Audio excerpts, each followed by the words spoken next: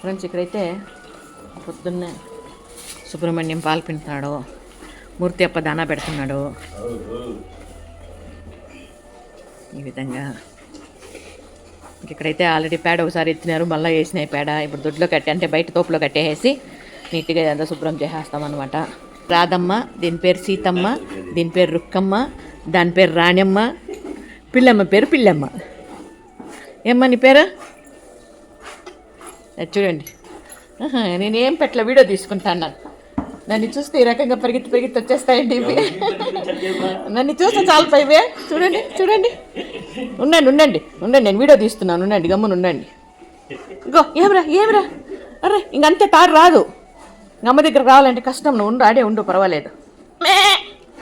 Friends అరిచింది నేను, అవి కాదు. చూడండి, అవి రెండు సైలెంట్గా ఉన్నాయి, నేను అరుస్తున్నాను చూడండి. అది అమ్మ అరిచిందనమాట.